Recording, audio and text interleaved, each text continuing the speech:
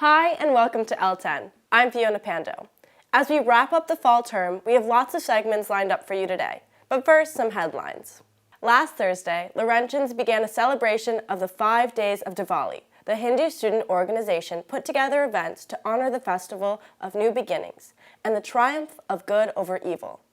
The Allegro Council hosted 2 virtual events in the past week. The midday music concert featured 5 talented musicians singing, playing the flute, and playing the piano.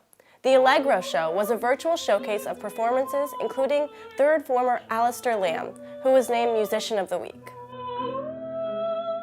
This year's Olla Pod Editors-in-Chief have been hard at work this fall creating the 2020-2021 school yearbook.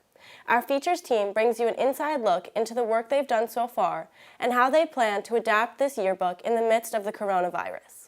I'm just really excited to see what everyone's take on the yearbook this year is going to be, because it's just going to be so different from anything we've done before. We're not trying necessarily to make it the same as past year's Olla Pods, because we want to be able to show that this year is different. Part of what we're doing is we're adding a journalism team to really get the perspectives of different students at the school and really portray the story of the school year. Something that I'm really excited to see is this year we're giving the seniors a lot more freedom with their senior pages. This summer we introduced our scrapbook idea kind of slowly. It became that because we thought maybe more student input or selfies or pictures that people are normally taking usually would be really helpful in trying to compensate for those pages that we lost. We haven't been able to get senior portraits or school, the all school photo or any of those photos, so we're really letting them choose their own portrait and choose their own photos, and I'm excited to see how that comes together. It is a yearbook for the students, by the students. I think a big thing is that we can't actually have our team in the office, which means it's going to be a lot of remote working together, and we haven't really gotten into the hardest stretch yet. Actually, it's the winter is really where we kind of double down and get stuff done. So we've been meeting a lot with our teams while we're still on campus. We're trying to make the most of these next 2 weeks by getting a lot of photos. Also through our Olla Pod Instagram, we want people to keep taking photos of what their year at Lawrenceville looked like and submitting those. That's really important just because we can't be everywhere. In addition to being an assistant head of house of Cleve and the strength and conditioning coach, Coach Wise is one of the PAC coaches. Our sports team brings you a profile. So my name is Kelly Wise. I live in the Cleve house as the assistant head of house. I work in athletics and the Office of Multicultural Affairs. I got into weight training in high school, actually, and I started training to play collegiate sports. I went on to University of Delaware to initially do track, but ended up playing rugby and just loved lifting from there. After the University of Delaware, I had a pretty winding road. I spent some time doing private training for athletes getting ready for the NFL Combine and Division I college football. From there, I went on to coach at Manhattanville College to get my master's. I worked at Princeton as an intern.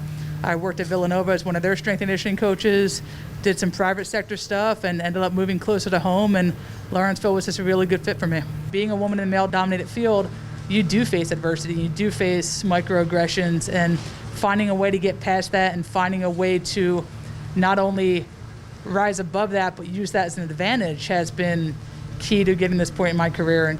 And that's been the biggest step, is just proving my ways to be impactful and proving my ways to be useful and helpful, and that has overcome any type of gender stereotypes that I've faced. Spider-Man! Come on guys, get down. Temperature. I think the goal for every single team is to find out what they need and find a way to get them better. And that's going to be different per team, that's going to be different per athlete. There's some teams in which you really get to dig in and push and actually get them better from a sports performance standpoint. There's some teams you really have to dig in and just find a way to motivate. And there's some athletes you just need to learn how to move better and control their body in time and space, and every one of them has a unique challenge, and they're all really fun to work with. I think the hardest thing right now is just not having the ability to do open gym time or do drop-ins when we have the actual ability to work with kids when they have time in which to do that. But having the tent set up and having the time in which to train team athletes have forced us as strength coaches to be extra creative, and I'm really excited to take that creativity and take that productivity and move it into a new space when we get it. I mean, honestly, it's definitely been a struggle, just the time and the opportunities that we have to train, but at the same time, in every challenge lies opportunity. So finding ways to be more creative, finding ways to use our space, finding ways to impact athletes has been challenging yet exciting all at the same time. I think as easy as it sounds, find a way to move, find a way to do something, find out what in shape means to you. For some people, that's going to mean getting ready for a Division I college sport or a spring season. For some people, that's going to be extra general fitness and just moving in general. So find out what you need and find a way to motivate yourself to do it. Do something every single day. I find that especially with athletes, once they realize that you can help them and you have their best interest at heart, they will really dig in and trust you, and they will allow you to assist them. Hop back up. 10 each way. Now to more headlines. 3 student athletes signed NCAA National Letters of Intent last week. Congratulations to these 5th formers who will play lacrosse at their respective colleges. This past week, Lawrenceville announced that we would go completely virtual for the winter term. The L10 executive directors sat down with head of school Murray once more to discuss this decision and future plans for the school year. What were the main factors in having us switch to a virtual learning format all winter, and how did this fall impact the decision that was made?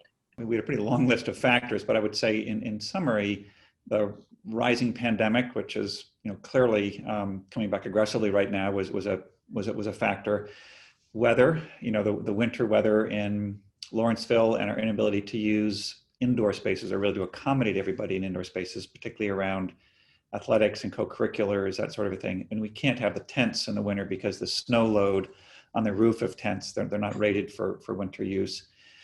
There was also a fairness issue. We talked about, could we bring some students back, but not all students? Is there a way to do that? And that seemed to me to be a very divisive kind of a decision. Who gets to come and who doesn't get to come? You really deeply disappoint a large number of students. And I would also say that faculty and staff fatigue. Now, this has been a heavy lift for all of us, but I think particularly for faculty and staff. How will this winter differ from last spring, and what changes were made in order to account for problems that occurred last spring? I think we learned a lesson about the balance of synchronous and asynchronous work, meaning the amount of class time versus the amount of homework time. We heard loud and clear that the long homework assignments were arduous, and so there's more class time this winter and more broken up homework assignments in between. Can you explain the decision made to have all students move out of their rooms at the end of this term? And does that mean that it is likely that students will be moving back into different houses when we return to campus?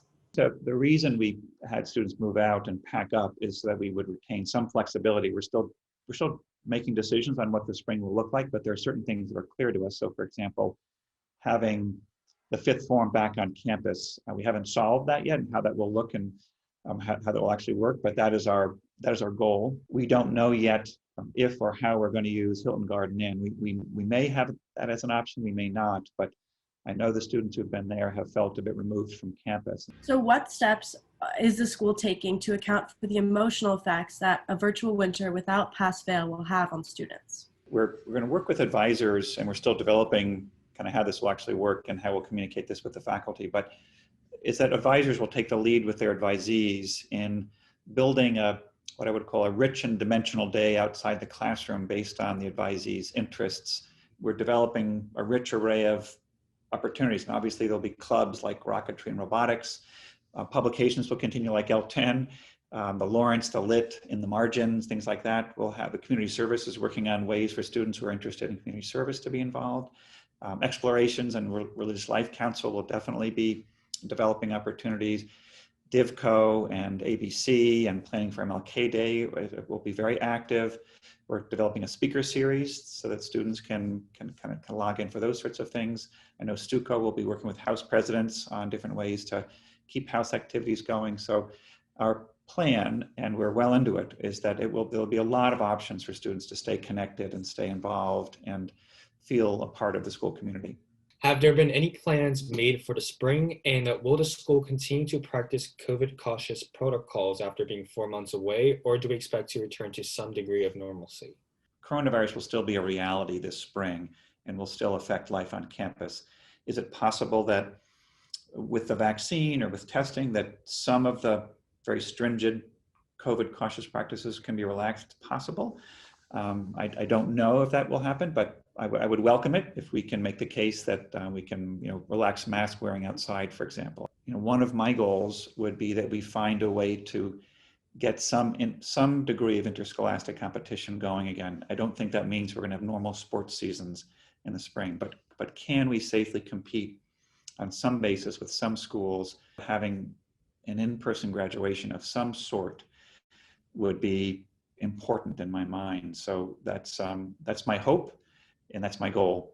That's all for this week's show and the fall term. As always, we welcome your suggestions, and if you have a story to tell, please let us know by email or DM us on one of our social media platforms. From all of us here at L10, thanks for watching, good luck on your finals, have a great Thanksgiving break, and we'll see you next time.